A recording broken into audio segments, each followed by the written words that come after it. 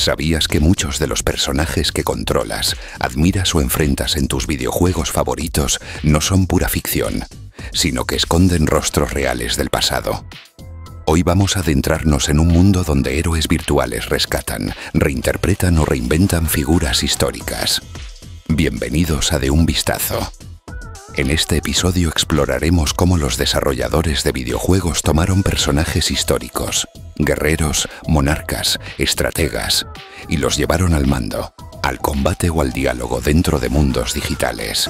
Prepárate para descubrir curiosidades, orígenes reales, licencias creativas y, sobre todo, quiénes fueron estas figuras en la historia y cómo viven en píxeles. Comencemos.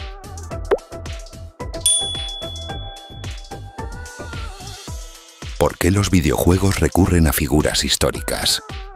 El pasado como inspiración jugable. Hay algo poderoso en escuchar un nombre conocido. Cuando un videojuego menciona a Cleopatra, a Da Vinci o incluso a Genghis Khan, ocurre algo en nuestra mente, una chispa de familiaridad. Sabemos, o creemos saber, quién es. Y esa conexión inmediata no es casualidad, es una estrategia narrativa y estética. Muchos videojuegos, especialmente aquellos ambientados en épocas históricas o mundos inspirados en ellas, recurren a figuras reales para aportar lo que podríamos llamar verosimilitud rápida. ¿Cómo haces que un escenario se sienta auténtico sin necesidad de una introducción larga? Simple. Colocas un nombre real en el centro de la escena. Como lo explica el sitio TV Tropes, esto es un tropo frecuente en los videojuegos. Lo llaman Historical Domain Character. Cuando un personaje basado en una figura histórica aparece en un contexto de ficción, ya sea como aliado, enemigo, jefe final o hasta un easter egg disfrazado. Y no es solo por ambientación. A veces, el objetivo es más emocional. Despertar respeto, nostalgia, miedo o incluso ironía. Desde Napoleón hasta Nikola Tesla, pasando por Juana de Arco, estos nombres aparecen con trajes de combate, poderes sobrenaturales o armamento que nunca tocaron en vida. Pero no importa, el jugador siente que está tocando historia, aunque sea una versión altamente estilizada o completamente alterada. The Gamer, en uno de sus artículos, lo plantea así. Estos personajes sirven como un puente entre realidad y ficción, entre lo que conocemos por libros de historia y lo que queremos experimentar con un mando en las manos. Son personajes que vienen con contexto incorporado. Pero claro, eso nos lleva a una pregunta inevitable. ¿Qué pasa cuando tomamos un personaje real, con vida y legado propio, y le damos poderes mágicos, lo convertimos en asesino profesional o lo enfrentamos a zombies? La línea entre homenaje y distorsión se vuelve difusa. ¿Estamos educando a través del juego o estamos borrando al personaje real bajo capas de espectáculo? La respuesta, como casi siempre, está en el matiz. Algunos desarrolladores lo hacen con respeto e investigación. Otros simplemente quieren una cara famosa para encajar en la historia. Y está bien. El videojuego es también un arte de reinterpretación. Lo fascinante es que como jugadores, a veces no nos damos cuenta de que esos personajes tienen una base real. ¿Cuántas personas jugaron Assassin's Creed sin saber que Ezio Auditore cruzaba caminos con Leonardo da Vinci? ¿O que Lady Dimitrescu está inspirada en una condesa húngara de verdad? Por eso, en este vídeo, vamos a explorar 10 personajes de videojuegos que tienen raíces históricas sorprendentes. Desde samuráis legendarios que pelean como superhéroes, hasta reinas europeas reinventadas como villanas góticas. Veremos cuánto hay de historia y cuánto de pura ficción. Algunos te van a sorprender, otros te harán querer buscar en Google al terminar el vídeo. Y quizás, solo quizás, descubras que tu personaje favorito tiene más de realidad de lo que pensabas. Date Masamune, el dragón del Japón Sengoku que blande 6 espadas. Nuestro primer ejemplo es uno de los más visualmente llamativos y también uno de los más exagerados. Si eres fan de los videojuegos de acción japoneses, probablemente lo conozcas. Y si no, prepárate para conocer al samurái más estilizado de la historia.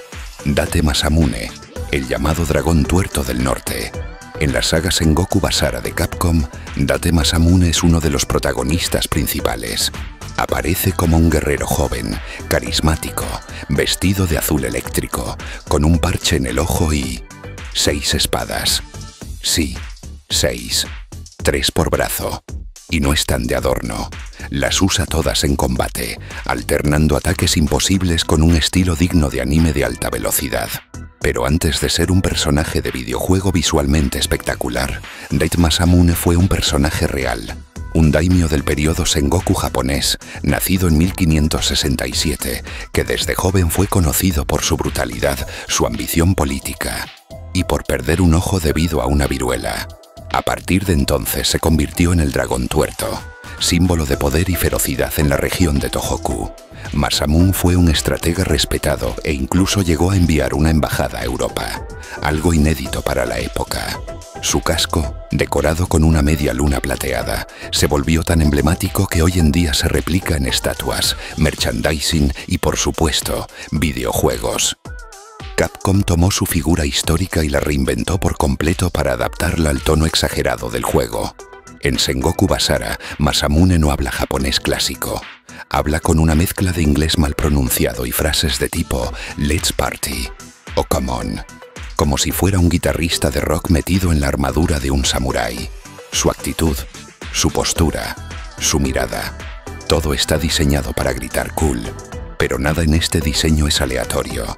La elección del azul como color dominante, el estilo afilado de sus espadas y hasta su forma de caminar están pensados para contrastar con su rival directo en la saga, Sanada Yukimura, de quien hablaremos en el próximo bloque.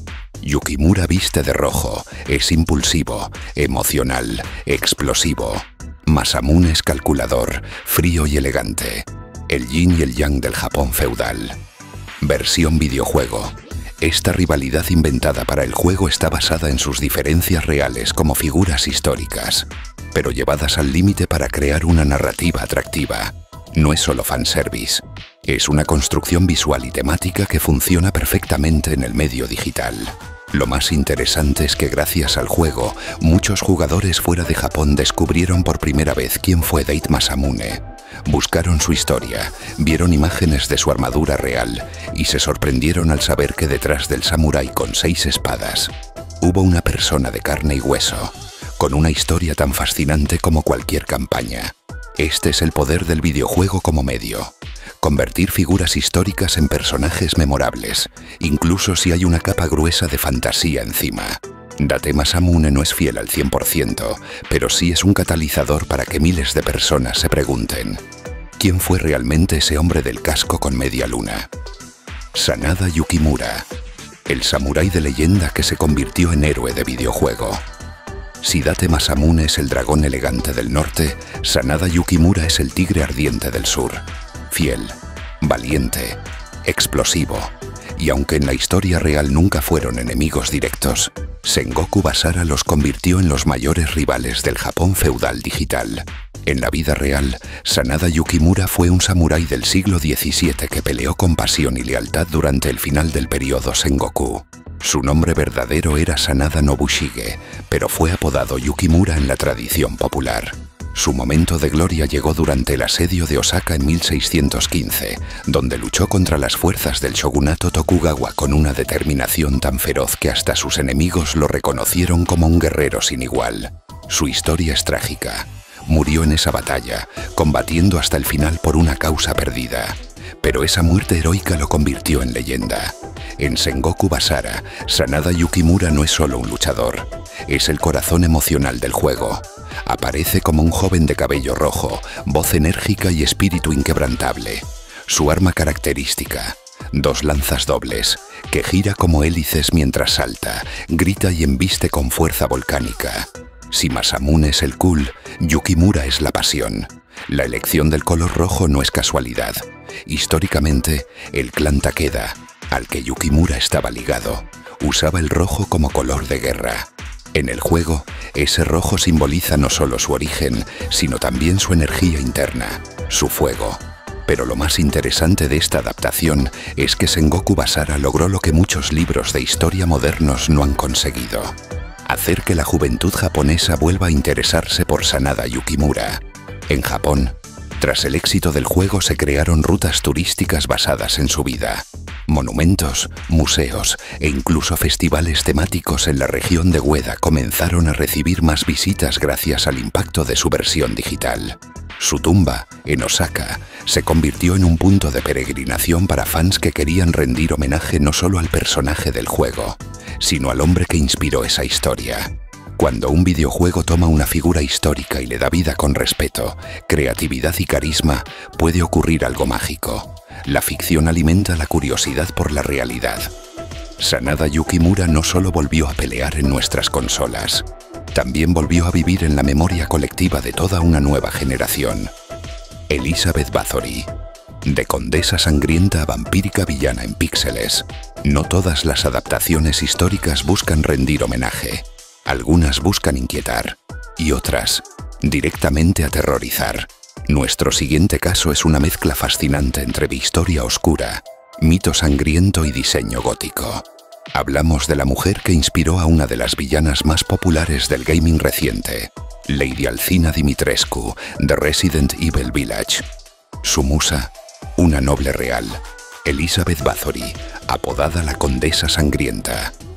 Elizabeth Bathory fue una aristócrata húngara nacida en 1560.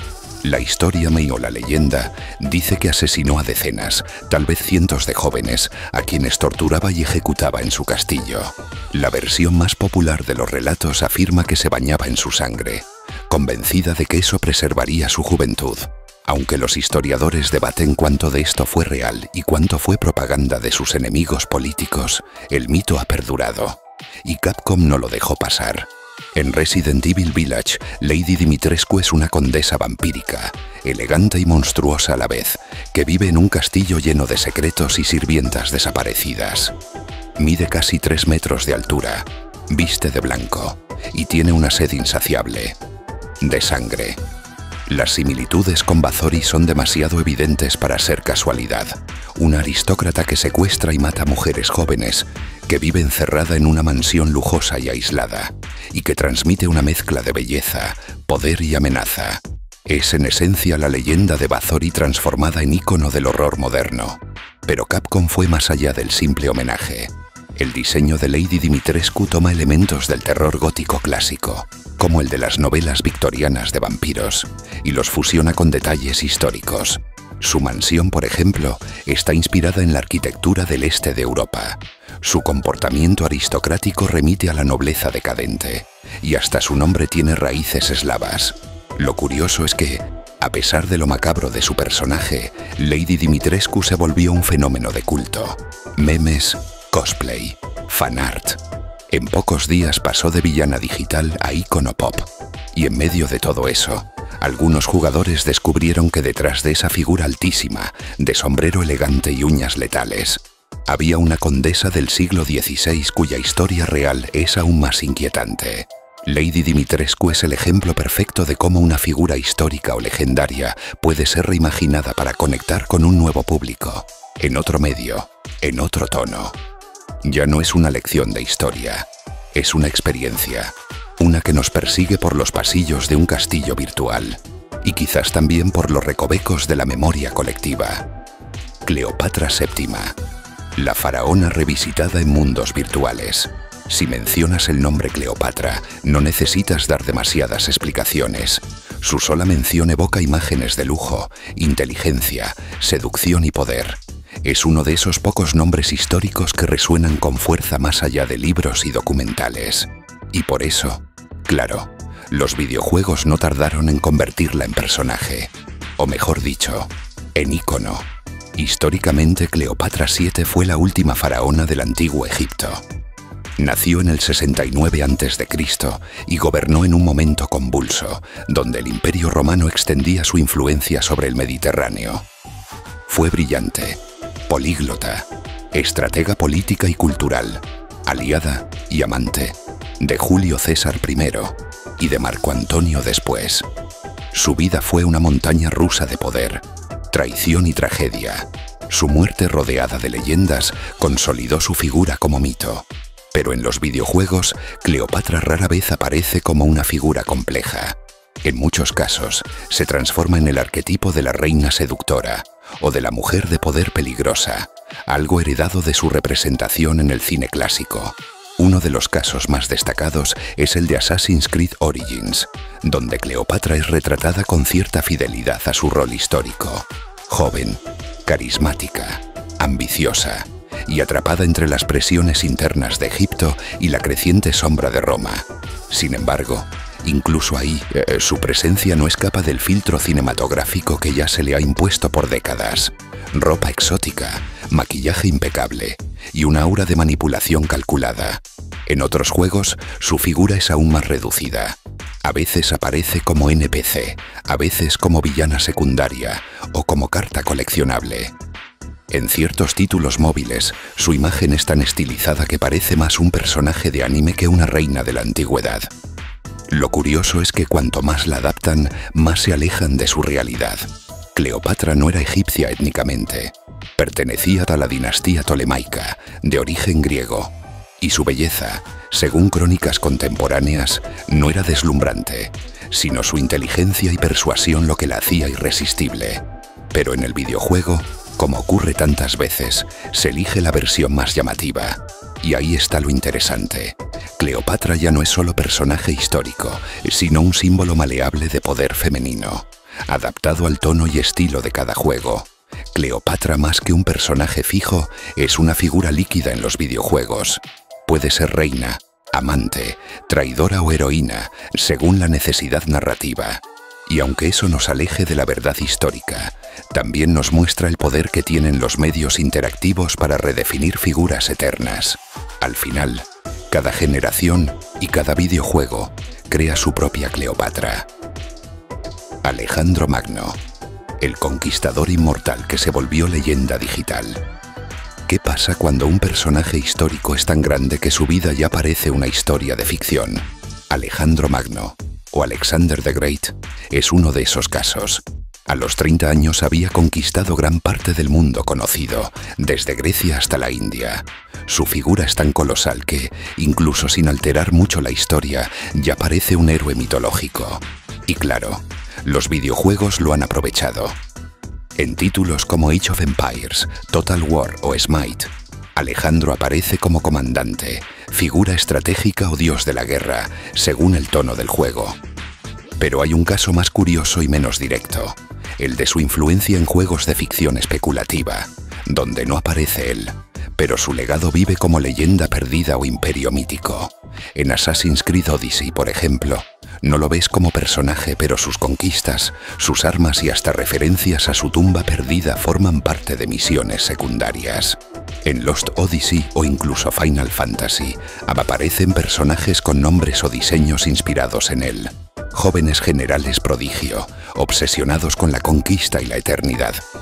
Lo interesante es cómo el mito de Alejandro ha evolucionado, de ser un hombre real a convertirse en símbolo de ambición, poder y juventud eterna. En algunos juegos, su tumba es un misterio que debe resolver. En otros, su espíritu es un jefe secreto, o su armadura es un ítem legendario. Es decir, Alejandro como figura arquetípica, no solo histórica. Uno de los aspectos más fascinantes es cómo los juegos juegan, valga la redundancia, con su final. Alejandro murió joven, en circunstancias que aún hoy generan debate. Enfermedad, envenenamiento, estrés por sus campañas interminables. Algunos juegos se atreven a imaginar una versión alternativa. Alejandro que no murió, sino que desapareció. Alejandro que se convirtió en algo más. Alejandro, inmortal. El caso de Alejandro Magno muestra cómo los videojuegos no siempre adaptan personajes históricos literalmente.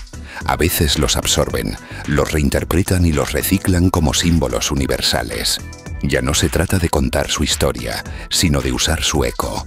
Porque en el fondo, Alejandro no solo conquistó territorios, también conquistó la imaginación. Y en los videojuegos, eso es un terreno muy fértil. Oda Nobunaga, el tirano samurái que renació como demonio digital. Si hay un personaje histórico japonés que parece hecho para ser un villano de videojuego, ese es Oda Nobunaga. Ambicioso, despiadado, revolucionario. Su apodo real era el rey demonio del sexto cielo, Dairokuten Mao, un título que él mismo adoptó y que la ficción se ha encargado de tomar literalmente. En la historia real, Nobunaga fue uno de los grandes unificadores de Japón durante el turbulento periodo Sengoku, en el siglo XVI. Fue pionero en el uso de armas de fuego en batalla, rompió con muchas tradiciones del Bushido y no dudó en aplastar templos, monjes guerreros o clanes enteros si se interponían en su camino. Su brutalidad y modernismo lo hicieron odiado y admirado a partes iguales, y eso lo convirtió en el candidato perfecto para ser adaptado, como un villano demoníaco. En Onimusha, por ejemplo, una saga de Capcom de acción y samuráis sobrenaturales.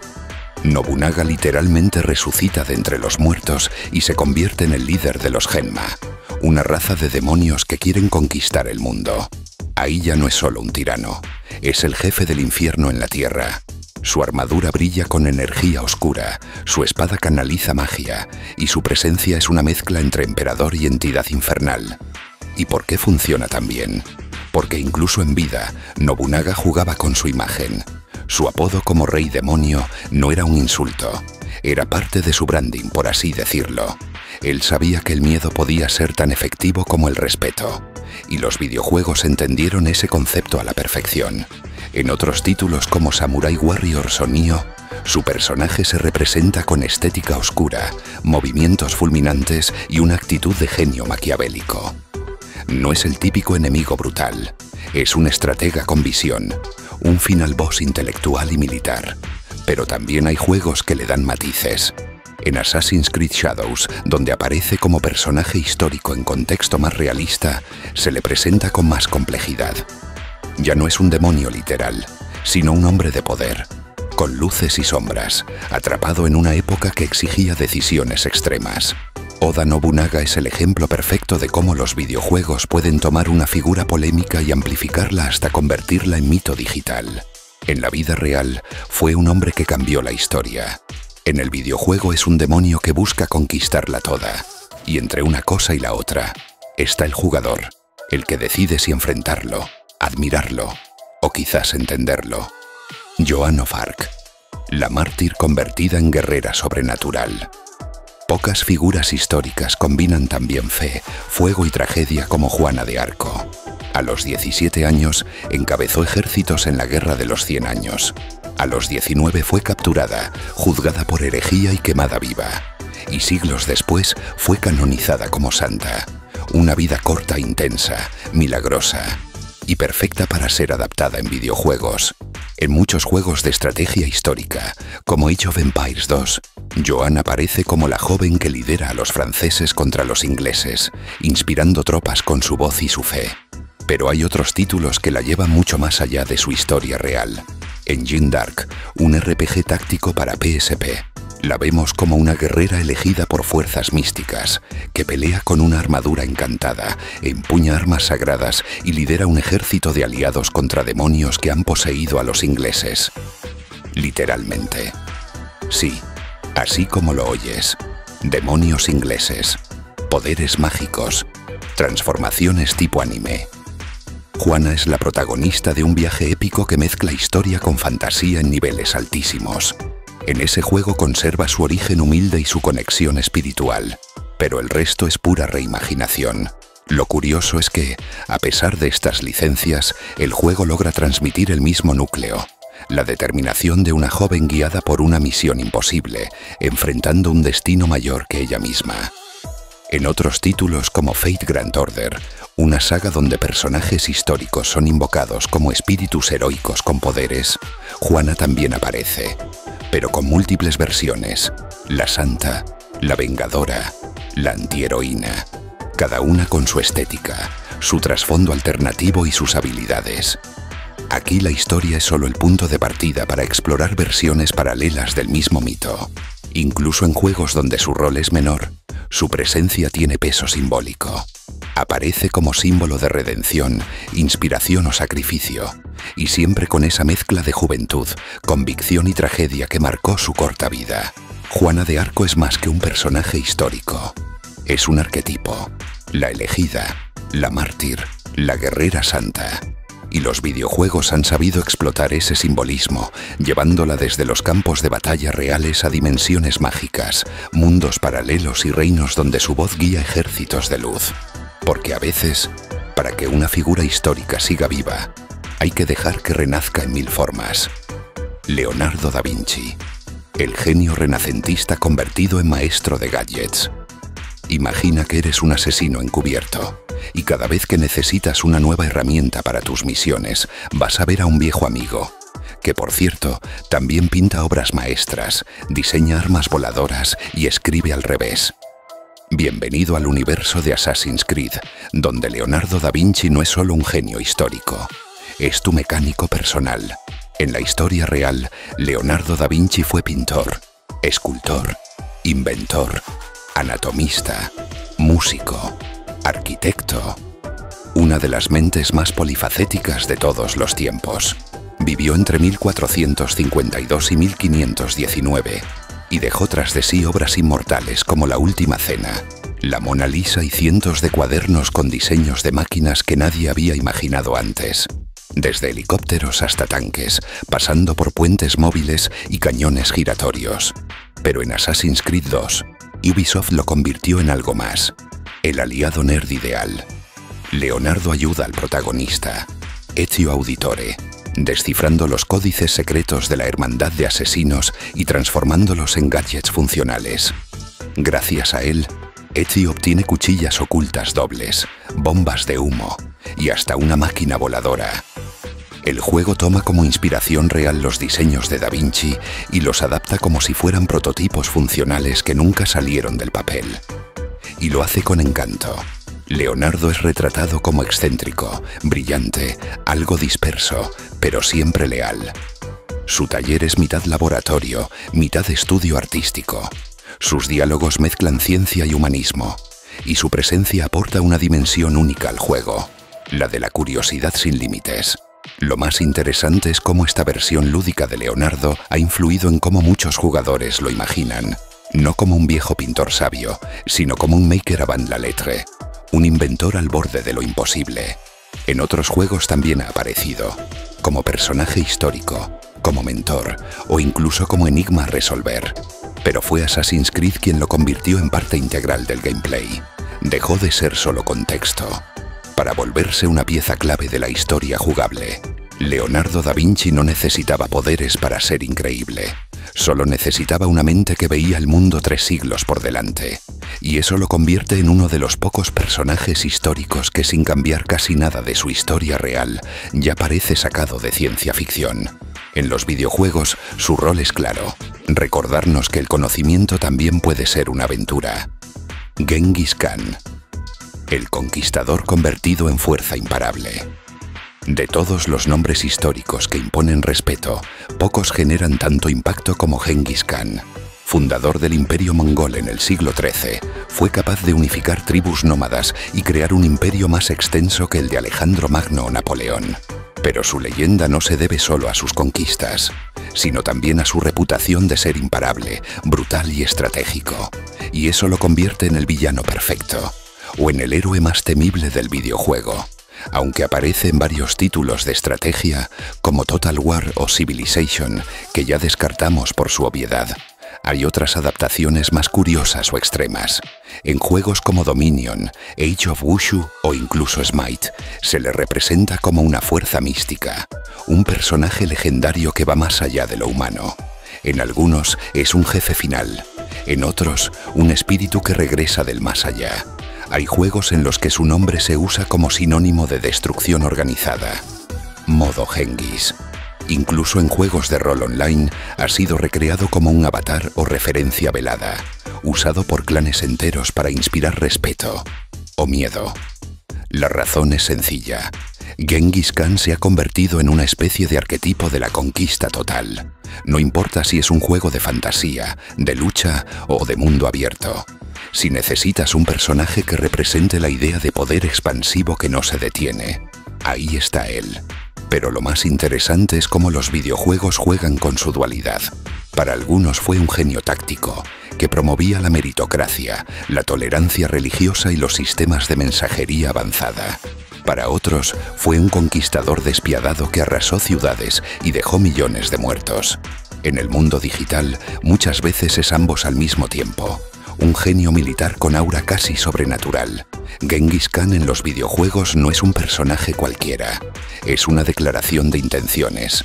Cuando aparece no solo cambia la narrativa, cambia el equilibrio, representa lo inevitable, lo imparable, lo absoluto. Y eso en términos jugables es tan poderoso como su imperio real. Vlad el Empalador, el príncipe real que inspiró al vampiro más famoso del mundo. Para cerrar esta lista, nos adentramos en las sombras de la historia, una figura envuelta en sangre, guerra y leyenda, tan intensa que inspiró al vampiro más famoso de todos los tiempos.